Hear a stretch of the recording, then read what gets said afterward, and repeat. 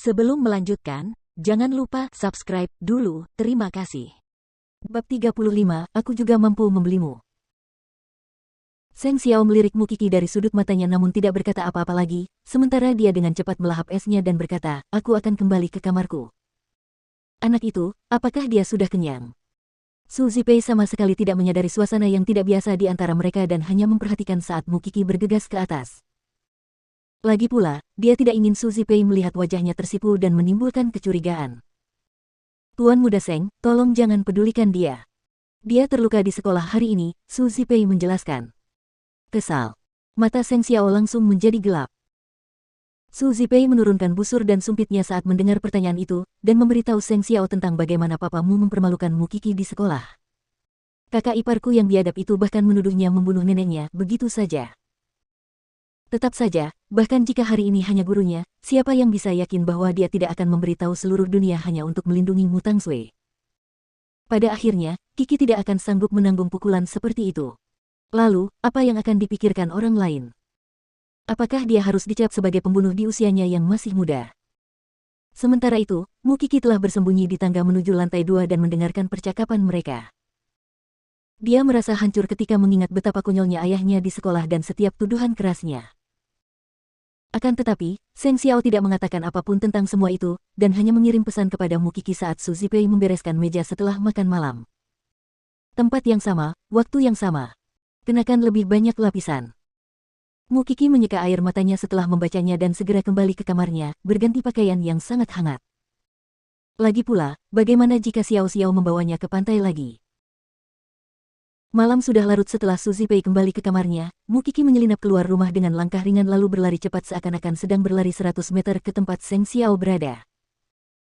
Dia telah menukar mobil sportnya dengan sedan hitam yang tidak mencolok, dan dia membawanya ke restoran berputar di depan taman hiburan yang pernah mereka kunjungi sebelumnya. Jianchuan saat itu sedang dalam suasana Natal penuh, dengan pohon Natal yang menjulang tinggi kini ditempatkan di depan taman hiburan. Mu Qi menyukainya saat melihatnya. Xiao Xiao, aku ingin jalan-jalan. Seng Xiao menoleh untuk melihatnya, tetapi baru mengangguk setelah menyadari bahwa dia mengenakan jaket berlapis katun. Aku akan parkir di tempat yang tenang. Kamu hanya bisa melihat. Baiklah.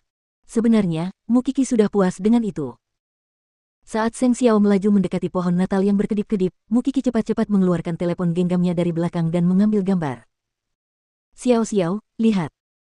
Seng Xiao tidak pernah menyukai perayaan, karena satu-satunya perbedaan antara Natal dan Qingming satu baginya adalah hadiah yang dibawa orang lain untuk Huang Yao.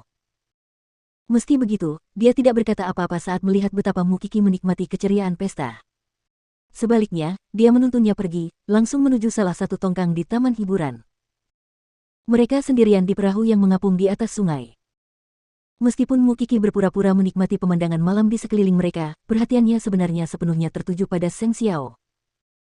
Dia duduk terkapar di atas perahu, dan beberapa saat kemudian dia bertanya, sudah melihat dengan jelas. Mu Qi segera mengalihkan pandangannya. Berikan suara sebanyak mungkin jika keluargamu mengancammu lagi dengan kematian nenekmu. Seluruh tim pengacara yang mewakili keluarga Seng tidak akan keberatan bekerja sama dengan polisi untuk menyelidiki penyebab sebenarnya dari kematiannya. Tetapi hanya kami berdua yang ada di ruangan itu saat itu. Jadi apa? Pilihannya cuma kamu atau dia? Bahkan jika kamu tidak punya bukti yang memberatkannya, dia juga sama saja. Kata Seng Xiao dingin. Kakakmu berpura-pura menjadi bunga teratai putih satu dan itu tidak akan berhasil pada orang lain, meskipun itu pasti berhasil pada keluargamu. Jika Anda kesal saat hal serupa terjadi, lawanlah. Mengapa Anda memendamnya? Mu Qi tidak berkata apa-apa, tetapi dia mengangguk sekuat tenaga. Ingatlah bahwa kebahagiaanmu sendiri adalah yang terpenting. Dan ada juga orang-orang yang bahkan tidak perlu kamu pikirkan. Di atas danau yang berangin, Mu Qi duduk berhadapan dengan Seng Xiao, mendengarkan pelajarannya dengan saksama. Karena dia tahu, hanya sedikit orang di dunia ini yang benar-benar menginginkan kebahagiaannya, dan Seng Xiao adalah salah satunya. Kemudian, ia memegang bahunya sehingga ia bisa bersandar padanya. Tampaknya ia berusaha menahannya agar tidak jatuh ke sungai, tetapi ia sangat senang dengan kesempatan untuk bisa lebih dekat dengannya. Dan apakah dia melakukan itu karena dia juga menyukainya? Tentu saja dia tidak akan pernah cukup berani untuk menanyakan hal itu, meskipun dia cukup terkejut dengan hal ini. Memang, dia menjadi semakin berani semakin dimanja olehnya. Apakah kamu sudah mengganti mobilmu lagi? Mobilku sedang diperbaiki, Seng Xiao menjawab dengan acuh tak acuh, namun ketampanannya tetap membuat iri para dewa dan manusia. Xiao Xiao, tanganku dingin.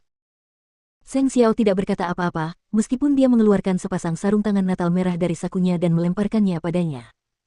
Aku mendapatkannya dari acara langsung Huang Yao. Mu Qi merasakan kemanisan di hatinya. Bagaimanapun juga, dia merasa semakin banyak menerima hadiah dari Seng Xiao sementara dia seolah tidak memberikan apapun sebagai balasannya. Dia juga tidak akan mampu membeli sesuatu yang mahal. Xiao Xiao, aku tidak menyiapkan apapun untukmu. Seng Xiao mendengus. Aku bahkan mampu membayarmu. Menurutmu apa yang tidak kumiliki? Tapi itu berbeda, pikir Mu Qi, dan memutuskan bahwa dia akan memberinya sesuatu yang dapat diterima. Meskipun terasa seperti mereka telah menghabiskan waktu lama di tongkang, sebenarnya itu cukup singkat, Seng Xiao tidak mampu membiarkan Mu Qi keluar hingga larut malam. Sudah cukup bagi mereka untuk keluar bermain, jadi mereka kembali ke mobil segera setelah meninggalkan tongkang dan kembali ke rumah kecil. Saat ini, Mu Qi tidak melirik apapun kecuali pria yang diam-diam dia kagumi, kekaguman yang semakin bertambah setiap harinya.